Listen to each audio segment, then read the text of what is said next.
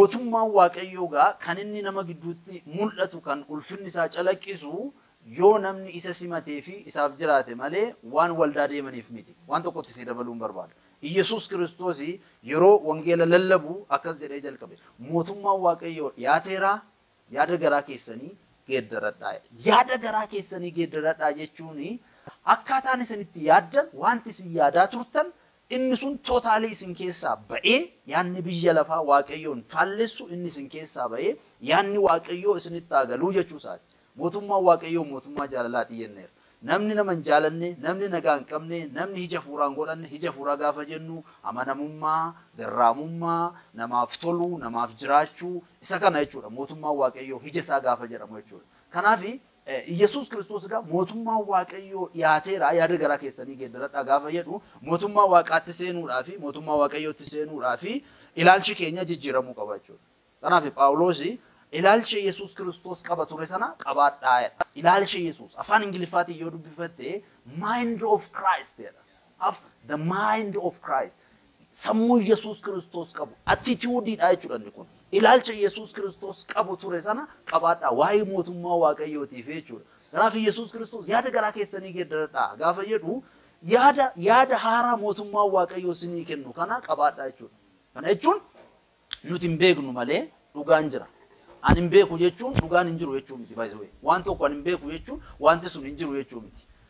Wanti sun hin jiru jechuu miti. Ani hin hubanne jechuun wanti sun immoo sirrii miti jechuu miti. Kanaaf waaqayyoo mootummaan waaqayyoo ulfinni isaa sababii cubbuu namootaatiif namarraa fagaatee inni ture gatii baasuu Yesuus Kiristoosiin gara biyya lafaatti waan dhufee fi isa simadhaa isa kana ija isaa naqadhaa yoo ija isaa naqattan ta'ee qottoon jira jedha. Maatewos boqonnaa 3 irratti immoo gaafadha. Qottoon jira hija mootummaan waaqayyoo hija naqachuudhaan kan namarraa mul'atudha jechuudha. Kanaaf Yesuus Kiristoos kan inni gara biyya lafaa kanaatti fide amantaa utuu hin taane mootummaa isaati. Mootummaa isaati. Iyesuus Kiristoos kan inni fide waldaadha malee Protestaantii ta'uu hin finne Yesuus. Kaatolikii ta'uu hin finne Yesuus. Ortodoksii ta'uu, Musliima ta'uu yookiis immoo waaqeffataa ta'uu hin finne Yesuus Kiristoos. Mootummaa waaqarraa dhiyaateera yaada garaa keessanii geeddaradhaa gaafa jedhu Iyesuus Kiristoos already waldaa isaa dhaabe jechuudha. Waldaa dhaabe gaafa jennu waldaa imbaasii kan mataa isaatii samiitu lafarratti imbaasii banate jechuudha. Imbaasii banate samiin imbaasii waan banatee fi samii bakka bu'anii kan dhimma samii hojiirra oolchan yookiin raawwatanii waaqayyo namoota filate jechuudha. Namoonni mootummaa waaqayyoo simatanii fi itti dabalaman hundi isaanii tajaajiltoota. Baay'ee tajaajilaa gaafa jennu paasterii, wangeelaawwii yookiin immoo hergamaa oofisii shanan sana qofa miti. Amanaan hundumtuu tajaajilaa waaqayyooti. Waan ittiin tajaajilu qaba. Hojii addaatiif waaqayyoo kan akka Phaawulosii fi Barnaabaas kan adda baafatu jiraachuu mala. Adda baafachaas jira.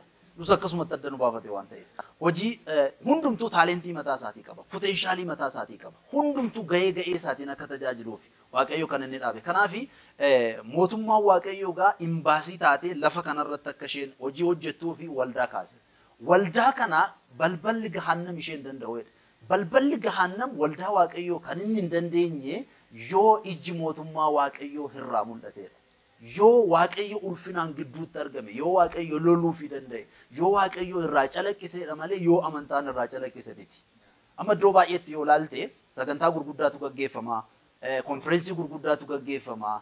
Kan isaan sagantaa sana gaggeessanii fi yookiin maallaqa walitti qabuu fi yookiin seremonii wayii raawwachuu fi yookiin nama ta'eef beekamtii kennuu fi malee lubbuu haaraaf yookiis waaqayyo ulfina isaatiif miti. Karoorri isaan yaadanii godhanii karoora waan ta'eef malee mootummaa waaqayyootiif miti. Kanaaf waldaan asitti waan misgootuu fi egaa kan inni gara rilijiniitti deebi'u iddoo kanatti. Rilijiniidhuma ta'a.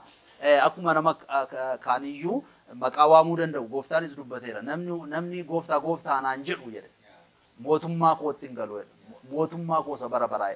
Kana jechuun amma identitii guddaa kan nu ta'u mootummaa waaqayyoo sanaaf jiraachuu fi isa calaqqisiisuu danda'uudha jechuudha. Kanaaf akkasitti nu badhaan gaafa yaadu. Waaqayyo guddaa si yaadachiisu.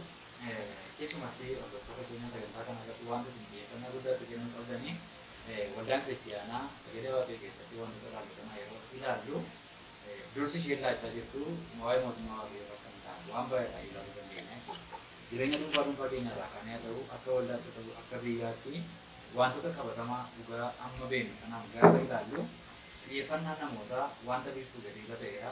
Namni kan inni waldaa dhaquuf baay'inaanii fedha foon isaatii guuttachuudhaaf biyya lafaa kanarratti nyaatni barbaachisaa, uffatni barbaachisaa, wantoota baay'eetu nu barbaachisa. Warreen kana guuttachuudhaaf warra lammaffaa irratti dhufuu qaban jalqaba irratti goone mata-duree lallabaa goone lallabnaa, mata-duree faarfannaa goone faarfannaa, xiyyeeffannaa kadhannaa keenyaa goone, xiyyeeffannaa waldaa deemuu keenyaa goone irratti xiyyeeffannaa. Haa ta'u garuu dhugaan sagalee Waaqayyoo maal jedhaa? Hundumaa dursine mootummaa Waaqayyoo qajeelummaa barbaaddachuutti yaada keenya yeroo akka qabnuudha kan inni nu barsiisu. Achii booddee warra isin barbaachisan kun itti dabalama jedha.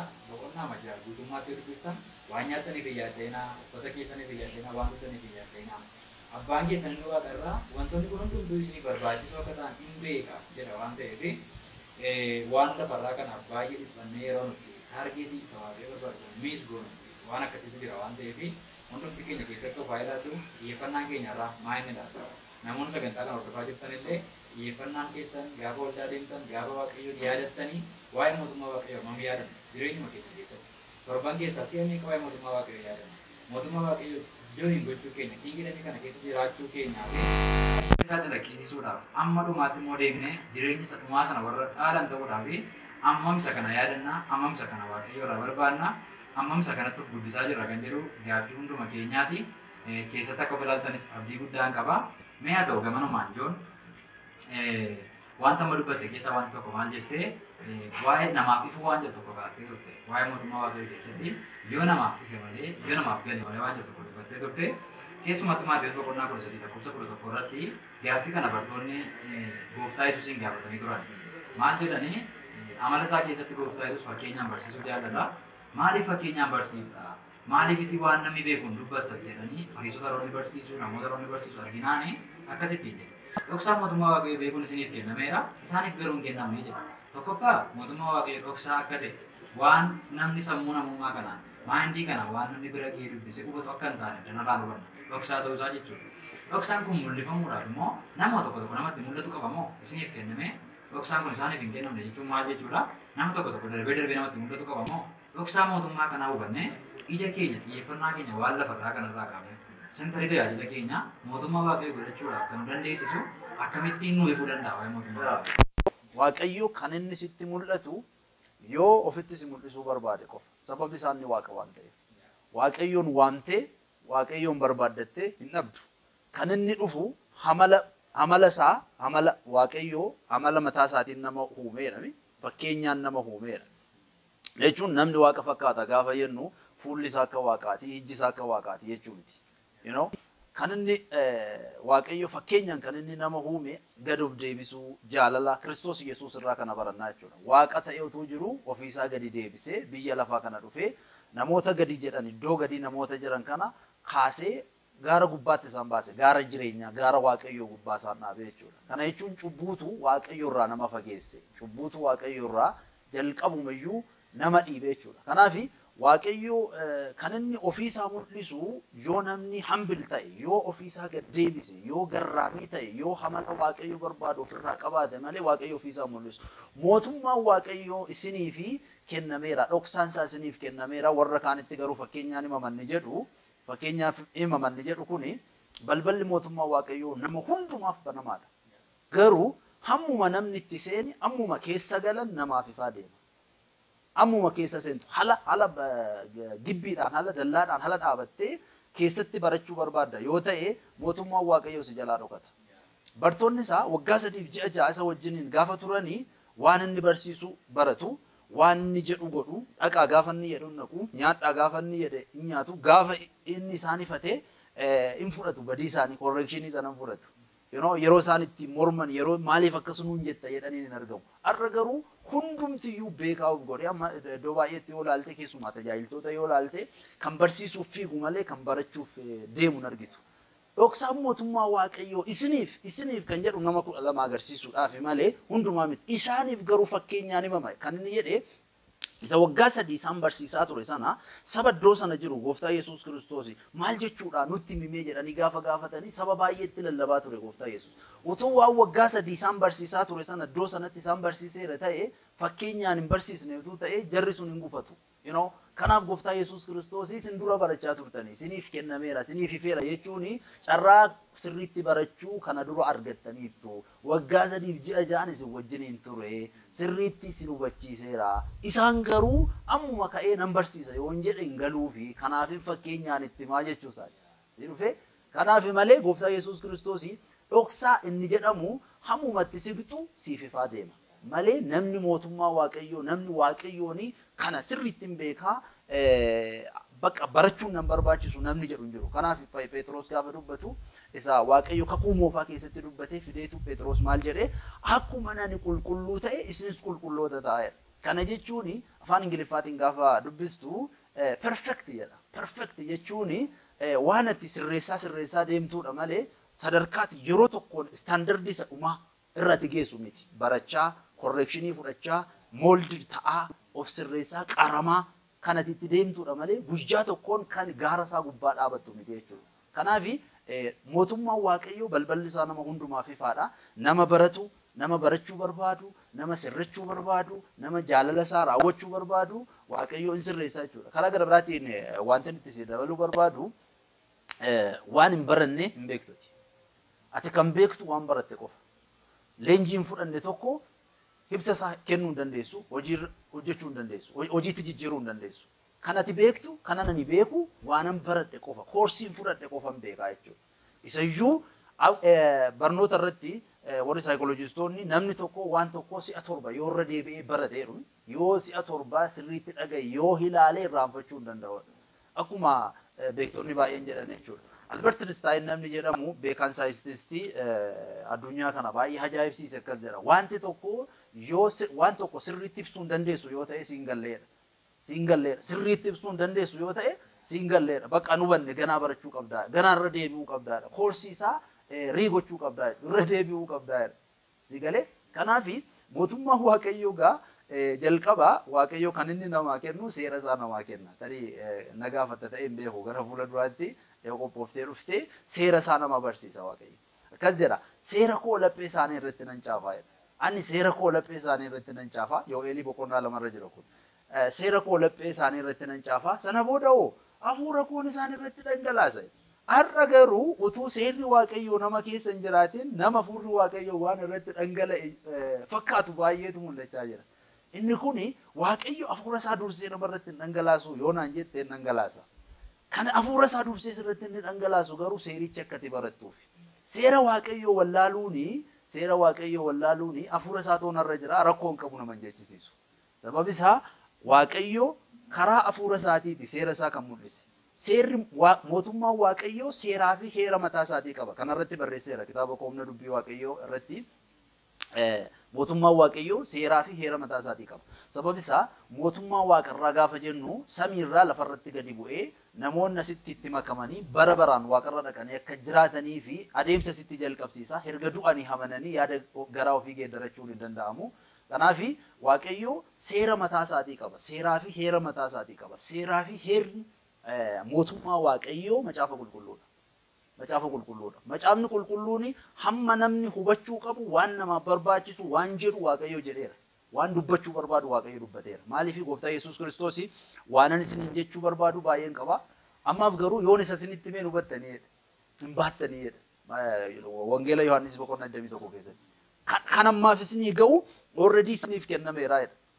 Isiniif kennameera. Waan hin caafamne yaada waaqayyoo keessa kan jiru baay'eetu jira jechuudha. Garuu macaafni qulqulluun jireenya bara baraa nama dhaalchisuudhaaf yaada waaqayyoo namatti agarsiisuudhaaf gahaadha jechuudha. Karaa gara biraatiin hubannaa mootummaa waaqayyoo gaafa jennu dhoksaadha isa jedhu kana itti dabalee ibsuudhaaf wanti nuti hin beekne fakkeenyaaf macaafa qulqulluu yeroo qo'attu yoo waaqayyoo siif ibse malee akkuma subjektii yookiin gosa barnootaa kan biraa barattu dubbistee irra darbuu dandeessa.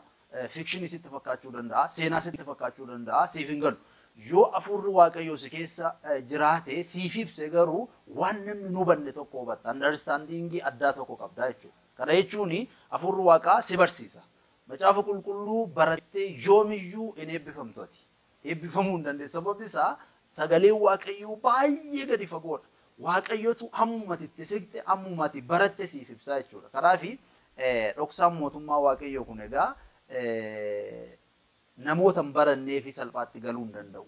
Hammuma wajjiniin turte siif ifaa deema. Hammuma wajjiniin turte shaakalaa deemta. Sana booda gaa kanati haboo hilmummaa argattu jechuudha. Haboon hilmummaa suni kan atiite kan inni dhabu wanta atiite tokko kan inni dhabu wanta hiikte tokko kan inni hiikamu yoo isa shaakalte qofaa jechuudha. Irraa kanaafii gara amantaatti jijjiiramuu danda'a. Waaqayyo gaa kan inni barbaadu namni hundumtuu gara isaa dhufee tasgabbaa'ee mootummaa isaa jalatti gadi jedhee fannoo Yesuus Kiristoositti gadi jedhee ani kan iddoo baay'eetti nan dubbadha yeroo barsiisu. Iddoo mijataan mootummaa waaqayyoo keessatti namaaf kaa'ame fannoo gooftaa Yesuus Kiristoos jala qofa. Iddoo mijataadha. Achi jala teenyee yoo isa barraa baranne waaqayyo waan guddaa nu barsiisa. Namni kan barachuu hin barbaanne har'aa taa'uu kan hin barbaanne argamuu kan hin barbaanne fannoo jala taa'uu hin barbaadu. Namni fiiguu barbaada. Bartee fiiguun waaqayyoof nan fiigaa addunyaan naannaa addunyaan marsa jedhu malee lafa jiranitti waaqayyoon mul'isuu hin barbaadan yookiin hin danda'an. Sababni isaa sirriitti hin galleef sirriitti nu hubanne jechuudha. Waaqayyo akka hubannu barbaada jechuudha. Hammuma wajjiniin turre, hammuma sarraa baranne, hammuma gargaarsa isa gaafanne waaqayyo ofii isaa nutti mul'isa. Sana booda nama baay'eedhaaf heebba kan nuti taanu. Sana booda nama baay'eedhaaf karaa heebbaa karaa jireenyaa kan nuti taanu, riqicha kan nuti taanu. Waaqayyo warra dhaqan kan si dhibu waaqayyo warra biyya lafaa jiraniin koottaa jedha. Amantootaan garuu deemaa jedha. Dhaqaa jedha. Egalee koottaa kan inni jedhu baradhaa jechuudha. Warra amananiin dhaqaa kan inni jedhu immoo isa fudhattan dhaqaa kennaa jedha. Waan ani isin barsiise jedha mi gooftaa Yesuus. Waan ani isin barsiise akka isaan raawwataniif maal godhaa? Barsiisaa jedha. Barsiisaa jedha. Kana jechuun maal fuutee dhatta gaafatattu. Amma namni baay'een hin dhaqaa harka duwwaa. Hin dhaqaa amantaa malee homtuu hin jiru. Hin dhaqaa utaalii malee homtuu hin jiru. Garamitti akka utaalanis hin beekamu. Amanii kana jedhi kun sii ta'a. Inni amanii kana jedhi kun sii ta'a gaafa namni sun naan jedhu yaada waaqayyoo ta'uu dhiisuu danda'a wanti namichi sun naan jedhu. Si galee waaqayyo garuu tasgabbaa'eedha. Tasgabbaa ani waaqayyo kan ta'e beekaa'edha. Tasgabbaa'uu qabda. Gaafa tasgabbooftee sirriitti barattee waaqayyo akkaataa addaatiin si wajjiniin ta'a. Ulfina isaatu sirraa calaqqisaa jechuudha. Duwwaan taatu sitti guutaa jechuudha. Kanaaf waaqayyo namni hundumtuu akka sarraa baratu dhoksaa isaa akka baruu barbaada. Balballi isaa banamaadha siin jechuu barbaade. Barnoota keenya waan amma barreessa keenya dubbataa jiru waan nuti dubbannu kanarratti waan baay'ee akka barattan waan baay'ee akka yaadan abdii guddaa qabna. Dhuguma dubbachuudhaaf mootummaa waaqayyoo turre baay'ee guddaadha. Yaa waaqayyo jedhee barreessa keenya wajjin namoota garaagaraa wajjin kutaalee ta'an irratti wanta baay'ee waliin hin dubbanna. Dhimuma kanarratti wanta baay'ee haasofna waan ta'eef egaa kutaa keenyarraa kana akkanumaan hin gabaabsina. Waa'ee mootummaa waaqayyoo barbaaduu irratti akkuma sirrii wajjin dubbachaa turre barbaada jechuun qayyabadhaa gara sanatti yaada keessanidha baradhaa duukaa bu'aa qoradhaa jechuudha waan ta'eef amma torbanitti aanutti isinillee qorachaa shape of gochaa gara mootummaa sanatti yaada keessan naannessaa nu hedduu barumsi keenya gara fuulduraattis itti fufaa torbanis ta'uu danda'a torban lama sadii booddees ta'uu danda'a haaluma kanaan itti fufna waan ta'eef ijoon waaqayyo guddaa si haa eebbisu kutaattaan waluma wajjin itti fufna waan ta'eef baay'ee eebbifamaa akkuma isiniin jenne sagantaan keenya torban itti fufaa mata duree garaagaraa keessumaa garaagaraa wajjin itti fufna subscribe gochaa like share comment gochaa nu eegaa waan nu dhaggeeffataniif waan nu wajjin turtaniif waaqayyo guddaa si haa eebbisu torban nagaa torban milkii torban mo'ichaa isiniif haa ta'u nagaatti.